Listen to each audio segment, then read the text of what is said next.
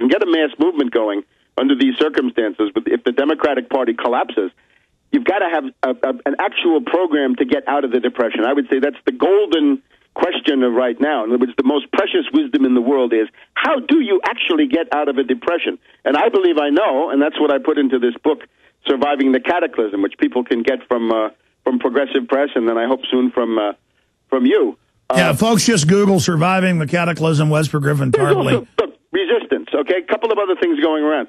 The French government, of all people, the French government has now proposed a Tobin tax, the securities transfer tax. In other words, something like a 1% sales tax on Wall Street bankers as they do their trillions of dollars. I only support that if it's implemented by the nations, not by the very bankers themselves.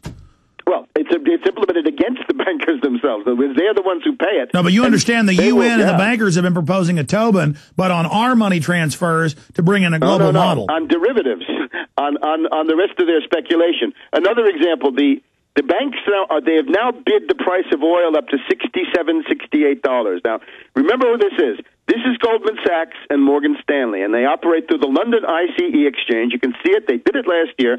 They got it up to $150, $160. They're trying to do it again. So that's their thanks. You bailed them out with the TARP. Your tax money went to Goldman Sachs and Morgan Stanley, which are now banks. But, of course, as zombie banks, the only thing they do is derivatives and proprietary And now trading. they're going to jack up energy so they all make tens of billions. They've got to drive the price of gasoline and oil up to make some of these crazy windmills look more plausible. So that's what they're doing. By the middle of last summer, you were paying $1 for every gallon of gas. $1 went to Goldman Sachs and Morgan Stanley alone. So if you don't like that, what you got to do is take measures to stop speculation. 100% margin requirements, position limits, and special status for speculators, which is inferior to the status of users and hedgers. Now, the other aspect of it is a political resistance. And I don't know if you've talked about Sri Lanka, but this seems to me to be very, very, very interesting. The U.S. and the British, over decades, fomented this Tamil Tiger revolt. These are terrorist butchers of the worst kind, right? Suicide bombers, female suicide bombers. They pioneered all this stuff. The question now is the Indian Ocean as the Chinese lifeline, right? The Chinese need to get oil from the Persian Gulf, oil from Sudan, raw materials from Africa. So the Indian Ocean, the Ark of Crisis, in Brzezinski's terms, is now a key place. In the middle of this, you had this terrorist army sponsored by the U.S. and the British, the Liberation Tigers, and they have now been annihilated. Their chief, this guy Prabhakaran, has been liquidated. And what you saw, a very interesting epiphany, right? The moment where you really see what's what in the world.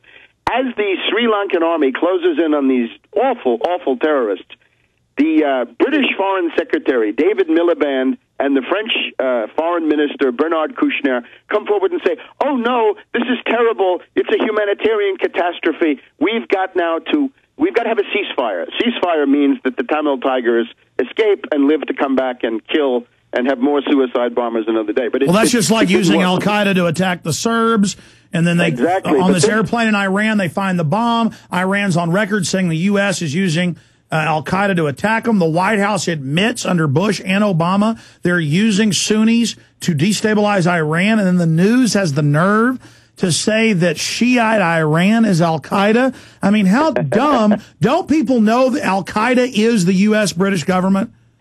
Well, the KLA of Kosovo that Biden has just been visiting, and the Tamil Tigers, and the... But, I mean, that's how ridiculous it is. On record, the White House puts out press releases saying, we got 4 Sunni groups attacking Iran. They're blowing up mosques, trying to blow up airplanes, bombing things. And then they got the nerve to say on the news, look, Al-Qaeda is hitting Iran. We've got to stop Al-Qaeda. I mean, how dumb do these people think the population is? It's specifically Jundullah, right, the Baluchistan...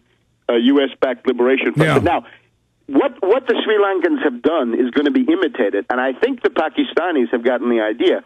Now, the reason that Obama wants... I'm going to stop you again. Pakistan president goes on and says, we're with Al-Qaeda. You created Al-Qaeda. You're using the Taliban to isolate our cities. You're overthrowing us with your Al-Qaeda. And, boy, they didn't like that, did they?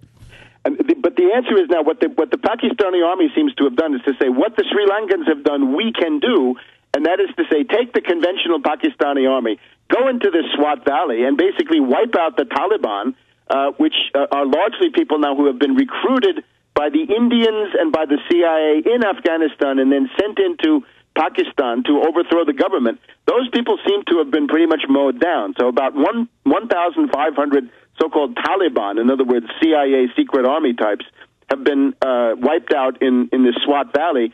Minimal losses for the Pakistani army. The goal being that if you can kick the Taliban and the Al-Qaeda out of your country, then Obama will no longer have the pretext to send these killer drones to destroy civilian targets. Which they always target weddings and innocent groups. Absolutely. To stir up and to get the Pashtuns and others to join with Taliban Al-Qaeda. Webster, it's so dastardly. On record, Al-Qaeda Taliban is CIA, Mossad, Shin Bet, MI6, on record.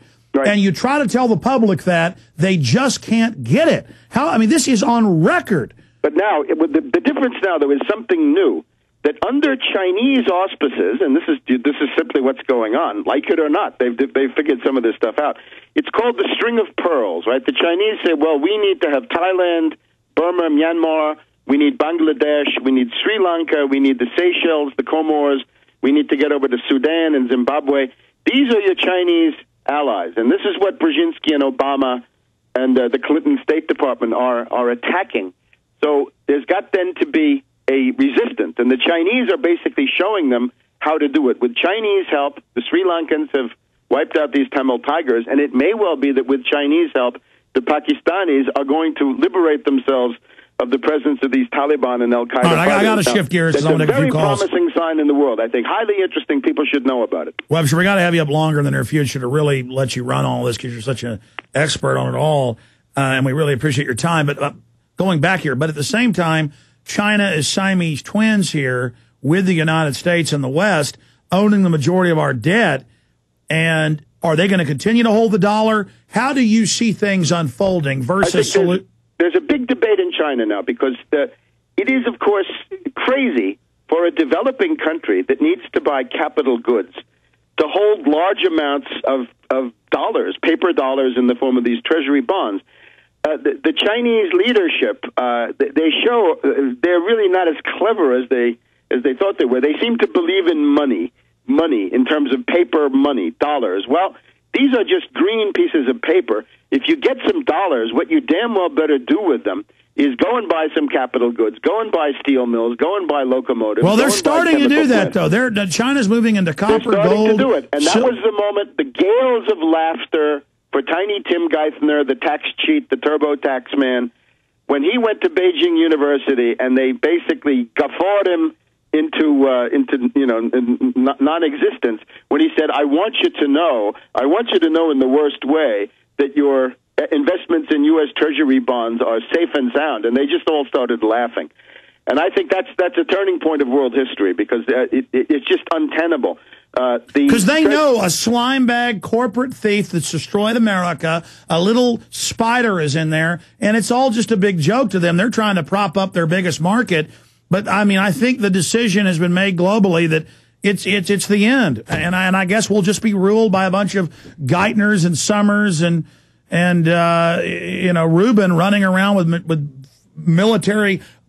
In the time we've got, Webster, then how do you see this unraveling? And now, have you seen the TV ads they're running nationally with people in black and red uniforms marching, and they're openly announcing that they're going to be on the streets and are on the streets? It's actually happening, Webster. It's one thing to say we think it's coming, but we are descending into hell here. Yeah, it's obviously a bad scene, and there are these quasi-fascist or fascist militias coming out. But I urge people, don't take yourself out of the equation. This whole regime is extremely vulnerable right now. I agree. The big problem is, if you go forward and say, we don't like Obama, but we want the free market, that's a loser. It's not going anywhere. Yeah, they're going to have us argue between left and right when this has nothing to do with it, and a phony right-wing thing versus a left-wing thing, and then meanwhile, it goes off the edge of a cliff. But if you get out there and say, seize General Motors and reconvert it to produce tractors, nuclear reactors, maglev rail, modern capital goods that can be sold in the third world, right? That people in But the globalists don't want to buy. build up the third world. They want to neutralize them from industry so that they can be controlled. Absolutely. So you got to counter that. So you counter them in every way. Counter them nationally and